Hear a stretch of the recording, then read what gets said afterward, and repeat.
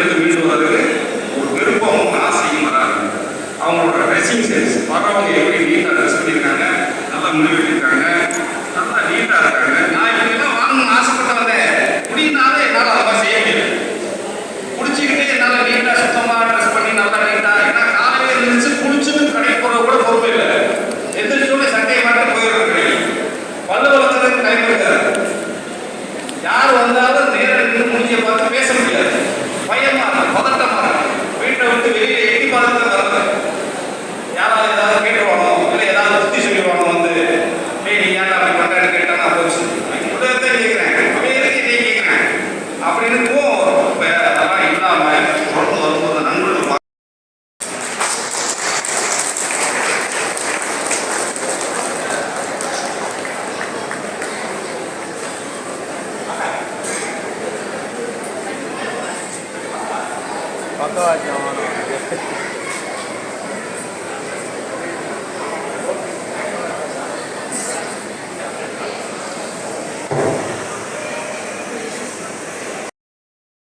என்னுடைய வீட்டிலிருந்து பிக்கப் செய்து வந்த என்னுடைய நண்பர் பரமசிவம் அழகாக பேசினார். அது மட்டுமல்லாமல் சில குறிப்புகள் இங்கே வந்து பார்க்கும் பொழுது, ஐயா பேசும் பொழுது கூட இன்னும் நான் இதற்காக சிரமப்பட்டு நிறைய குறிப்புகளை தேடி எடுத்து வர வேண்டும் என்ற நினைவிலே நான் ஒரு சின்ன மனக்குறையோடு உங்களுடன் பேச வந்திருக்கின்றேன். உலகத்திலே பண்டைய காலத்திலே ஹிப்போக்ரட்டிஸ் என்ற பெரிய அறிஞர் இருந்தார் கிரேக்க நாட்டில். அவர் 4 வகையான நீர்மங்களை பற்றி பேசினார். 4 வகையான நீர்மங்கள்.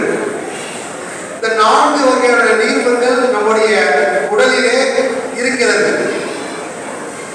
தமிழிலே சொல்ல போனால் அது வாதம், பித்தம், கபம் என்று சொல்லுவார்கள். இன்னும் சரியாக சொல்லப்போனால் சளி, பித்தம், கபம் என்று சொல்லுவார்கள்.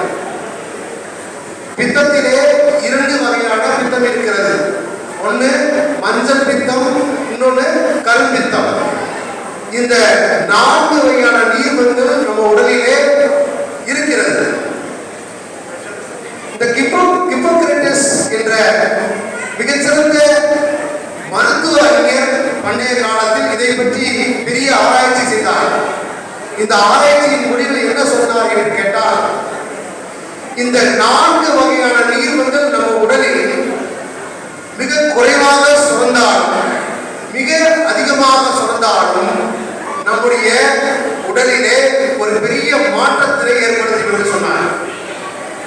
அப்படி ஒரு பெரிய மாற்றத்தினை ஏற்படுத்தும் பொழுது நம்முடைய செயலிலும் நடத்தையிலும் பேச்சிலும் சில தொய்வுகள் ஏற்படுகிறது என்று சொன்னார் ஹிப்போக்ரட்டிஸ். ஒரு மிகச்சிறந்த அறிஞர் அவர்.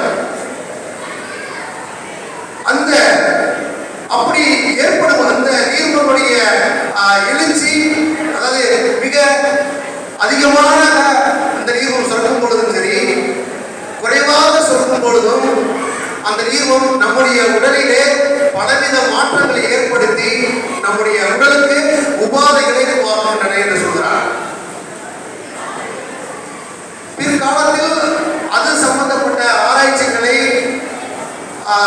மருத்துவர்கள் ஆராய்ந்து பல மருத்துவ குணங்களை மக்களுக்கு ஏற்படுத்தி கொடுத்தார்கள்.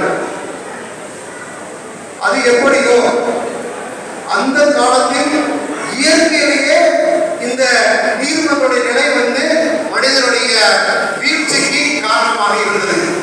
அது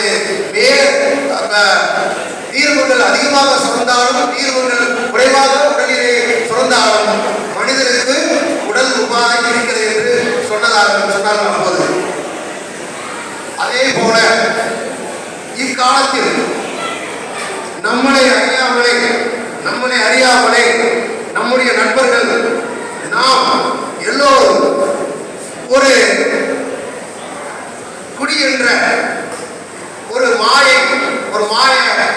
விஷயத்திற்கு உட்பட்டு போய் விடுகிறோம்.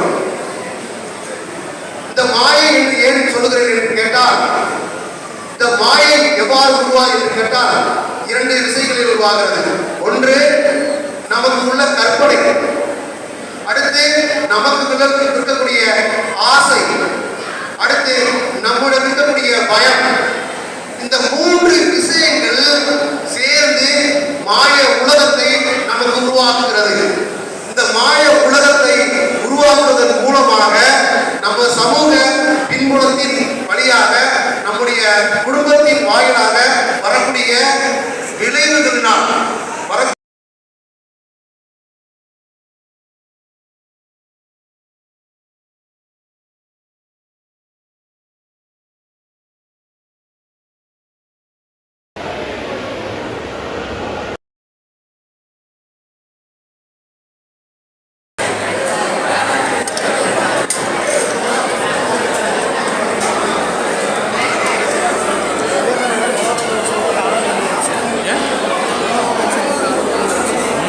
தீர்ந்துருச்சாமா, அதான் கரெக்டாக வந்து